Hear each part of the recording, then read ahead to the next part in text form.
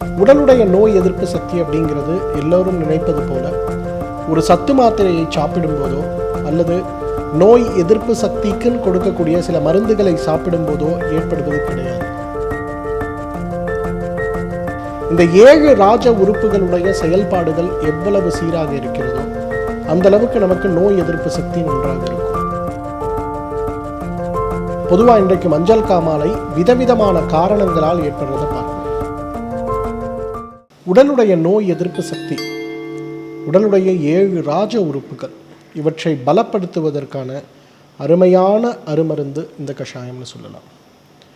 உடலுடைய நோய் எதிர்ப்பு சக்தி அப்படிங்கிறது எல்லோரும் நினைப்பது போல ஒரு சத்து மாத்திரையை சாப்பிடும் போதோ அல்லது நோய் எதிர்ப்பு சக்திக்குன்னு கொடுக்கக்கூடிய சில மருந்துகளை சாப்பிடும் போதோ ஏற்படுவது கிடையாது. உடலுடைய முக்கியமான 7 ராஜ உறுப்புகள் மூளை, இதயம், நுரையீரல், ஈரல், சிறுநீரகம், சீரண மண்டலம் மற்றும் நரம்பு மண்டலம். இந்த 7 ராஜ உறுப்புகளுடைய செயல்பாடுகள் எவ்வளவு சீராக இருக்கிறதோ அந்த அளவுக்கு நமக்கு நோய் எதிர்ப்பு சக்தி நன்றாக இருக்கும். இதில் ஏதேனும் ஒரு இடத்தில் ஒரு சிரமம் ஏற்பட்டு விட்டாலும் கூட நம்முடைய உடல் பலவீனமடைந்து கொண்டே வருவதை நம்ம பார்க்கலாம். இந்த ராஜ உறுப்புகளை பலப்படுத்தக்கூடிய இந்த கஷாயம் மஞ்சள் காமாலை நோய்க்கு மிகப்பெரிய மருந்துன்னு சொல்லலாம். பொதுவாக இன்றைக்கு மஞ்சள் காமாலை விதவிதமான காரணங்களால் ஏற்படுறதை பார்க்கிறோம்.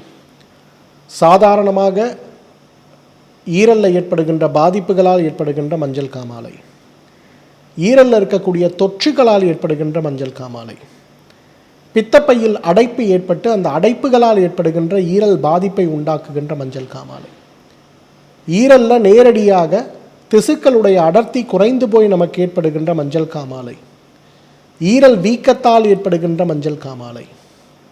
இது எல்லாவற்றுக்கும் மேலாக குடிப்பழக்கத்தாலும் தவறான உணவு பழக்கத்தாலும் தேவையற்ற மருந்துகளை மருத்துவ ஆலோசனை இல்லாமல் அதிகமாக உட்கொள்வதால் ஏற்படுவதாலும் இன்றைக்கு ஒரு கோவிட் பெருந்தொற்று வந்து போன பிறகு கூட நிறைய பேருக்கு ஈரல் பாதிப்பு தவிர்க்க முடியாத நோயாக இருக்கிறத பார்க்கணும்.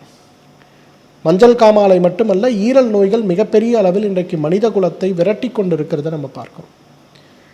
ஒரு 25 வருடங்களுக்கு முன்பு குடிகாரர்களுக்கு மட்டும்தான் ஈரல் நோய்கள் ஏற்படும் அப்படிங்கிற ஒரு நிலைமை போய் இன்றைக்கு சராசரியாக எந்த கெட்ட பழக்கமும் இல்லை, ஆரோக்கியமான உணவு பழக்கத்தை வைத்துக்கொண்டு ஆரோக்கியமான வாழ்வியல் முறையில் இருப்பவர்கள் கூட 190 பேருக்கு இந்த பிரச்சனை ஏற்படுவதை நாம் பார்க்க முடிகிறது.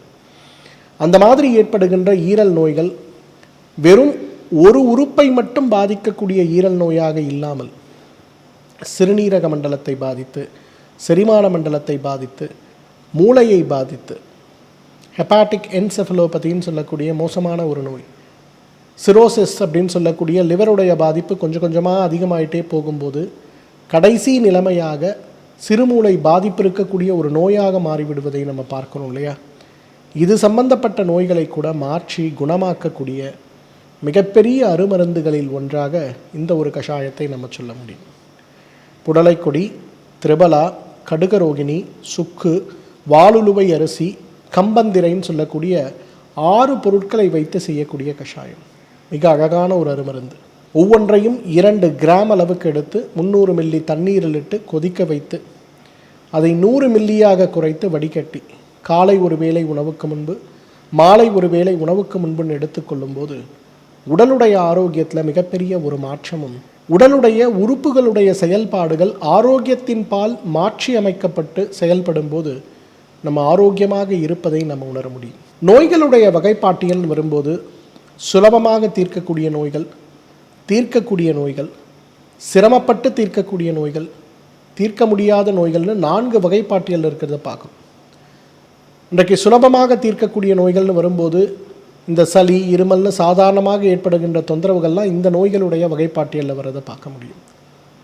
தீர்க்கக்கூடிய நோய்கள் அப்படின்னு வரும்போது இன்றைக்கு நமக்கு ஏற்படுகின்ற ஒரு மஞ்சள் காமாலை அல்லது ஒரு வயிற்றுப்போக்கு, பேதி, சீதபேதி, இதெல்லாம் தீர்க்கக்கூடிய நோய்கள். கொஞ்சம் நாள் ஆனாலும் உடனே தீர்ந்து போயிடும். ஒரு தோல் நோய் ஏற்பட்டாலோ ஒரு சர்க்கரை நோய் ஏற்பட்டாலோ சில வகையான தோல் நோய்களும் சில வகையான சர்க்கரை நோய்களும் சிரமப்பட்டு தீர்க்க வேண்டிய நோய்களுடைய வகைப்பாட்டியலில் இருக்கிறத பார்க்கணும். தீர்க்க முடியாத நோய்களுடைய வகைப்பாட்டியல் அப்படிங்கிறது இன்றைக்கு எல்லா மருத்துவ முறையும் ஒத்துக்கொள்ளக்கூடிய வகையில் சில நோய்கள் தீர்க்க முடியாத நோய்களுடைய வகைப்பாட்டியலில் இருக்கிறத பார்க்கணும். இன்றைக்கு ஒரு நோய் தீர்க்க முடியாத நோய்களுடைய வகைப்பாட்டியலில் இருக்கும்போது நவீன மருத்துவத்துடைய அடிப்படை சித்தாந்தங்களுடைய படி தீர்க்க முடியாத நோய்களுடைய வகைப்பாட்டியலில் இருக்கும்போது அந்த நோயை உடனே அந்த நோயோடு நாம் சிரமப்பட வேண்டுமா அப்படிங்கிறது கிடையாது. அந்த நோயுடைய தீவிரத்தை குறைப்பதற்கும் நோயுடைய பரவுகின்ற வேகத்தை குறைத்து உடலை ஆரோக்கியப்படுத்தி மகிழ்ச்சி அடைய செய்வதற்கும் நிறைய வகையான சிகிச்சைகள் இருக்கிறது. இன்றைக்கு நம்ம பார்த்து கொண்டு இருக்கக்கூடிய இந்த வாலுழுவை அரிசி கஷாயம் அப்படிங்கிறது அதற்கு தான் மிகப்பெரிய அளவில் பெயர் போன கஷாயம்னு சொல்லலாம். ஏன்னா இந்த கஷாயத்தை நாம் எடுத்துக்கொள்ளும் போது நம்ம உடலில் இருக்கக்கூடிய நோய்கள் அப்படிங்கிறது தீருவது ஒரு பக்கம் இருந்தாலும் கூட இந்த நோய்களுக்கு அடிப்படை காரணமாக இருக்கக்கூடிய உறுப்புகளுடைய பலம், உறுப்புகளுடைய செயல்பாடு, உறுப்புகளுடைய சீராக்கம் சரியாக இருக்கின்ற ஒரு பட்சத்தில் மிகப்பெரிய அளவில் உடல் ஆரோக்கியம் அடைந்து விடுவதை நிச்சயமாக நம்ம பார்க்க முடியும். ஏன்னா இன்றைக்கு நம்ம எல்லாருக்கும் தேவையான ஒரு விஷயம் என்னென்னா, உடலை ஆரோக்கியமாக வைத்துக் கொள்வதற்கு என்ன தேவை அப்படிங்கிற ஒரு கேள்விக்கான பதில் மட்டும்தான். இன்றைக்கு நம்மை சுற்றி இருக்கக்கூடிய தூசுக்கள், சாப்பிடுகின்ற உணவில் இருக்கக்கூடிய கலப்படங்கள், மனதில் இருக்கக்கூடிய கடுமையான அழுத்தம் சார்ந்த சிரமங்கள் என்றைக்குமே நம்மைக்கு நோய்களை வரவழைக்கத்தான் போகிறது. உலகத்தில் இருந்து நீங்கி காடுகளில் இருக்கக்கூடிய சன்னியாசிகளுக்கு கூட இன்றைக்கு கவலைகளும் உடல் பாதிப்புகளும் வரத்தானே செய்கிறது. அப்படி இருக்கும்போது நோய்கள் வராமல் தடுப்பதற்கான வழிமுறைகள் மிகப்பெரிய அளவில் உதவி செய்யக்கூடிய ஒரு சூழலில் நாம் இல்லாத போது அட்லீஸ்ட் அந்த நோய்களால் ஏற்படுகின்ற பக்க விளைவுகளையும் நோய்கள் வரக்கூடிய வாய்ப்புகளையும் குறைத்து கொள்வதற்கு நமக்கு என்ன தேவை, இந்த ஒரு புரிதல் நமக்கு தேவை இல்லையா? ஆனால் இந்த ஒரு புரிதல் நமக்கு தேவை அப்படின்னா அதற்கு இந்த கஷாயம் மிகப்பெரிய மருந்துன்னு சொல்லலாம். ரொம்ப அழகாக கடுகரோகிணியுடைய மருத்துவ குணத்தை பற்றி நிறைய முறை நான் பேசியிருக்கிறேன்.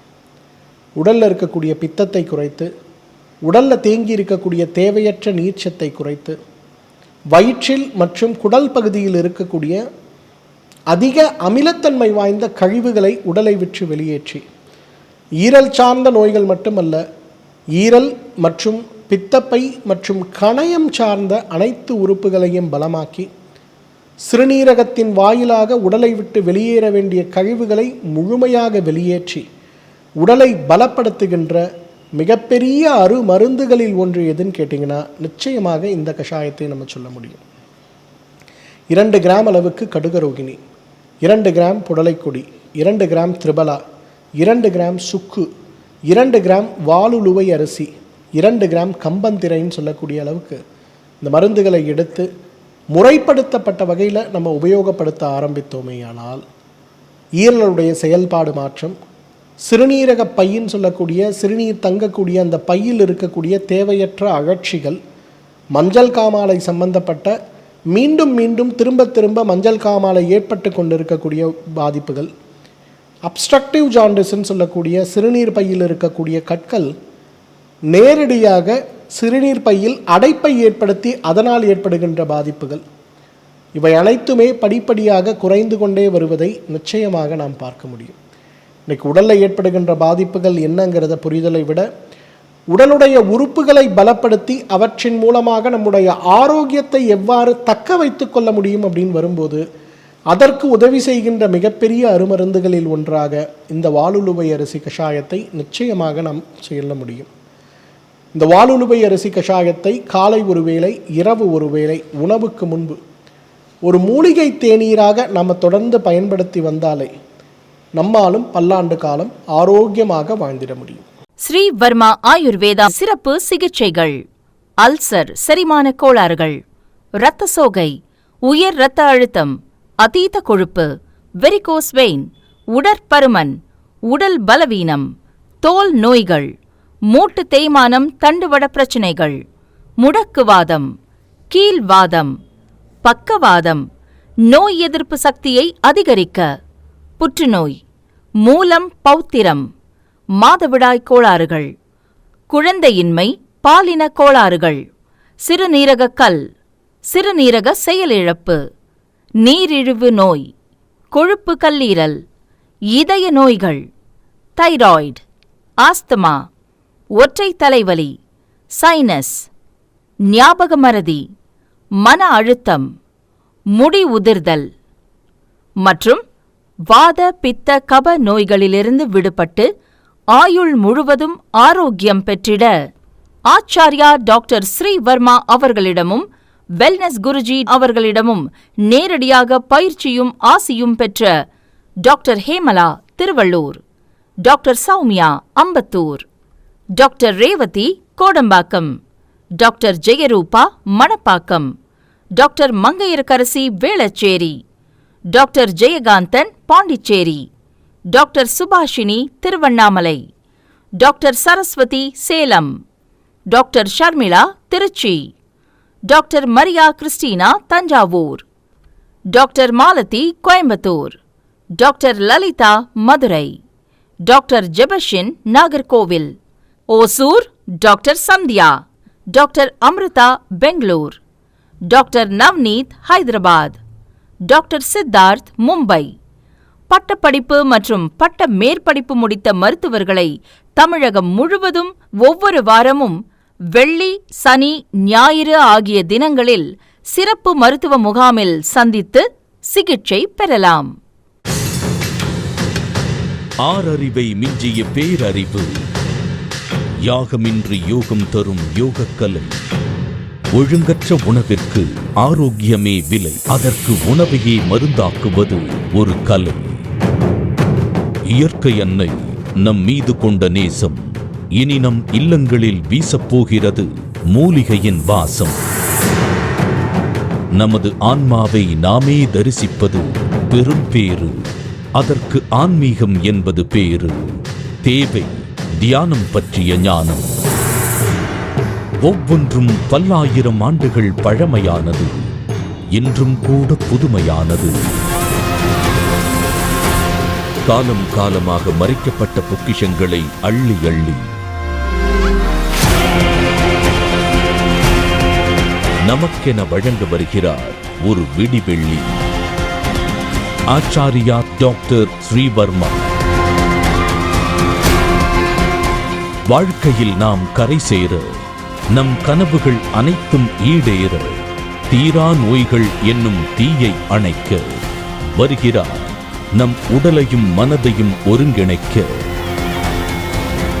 இவர் அறிவையும் ஞானத்தையும் தேடி தேடி சேர்க்கவில்லை தனக்காக, அத்தனையும் வாரி வழங்க வருகிறார் நமக்காக. இது ஆரோக்கிய வாழ்வின் அடிநாதம். ஆயுள் தரும் ஆயுர்வேதம். டாக்டர் வர்மாஸ் ஆரோக்கியமும் ஆன்மீகமும்.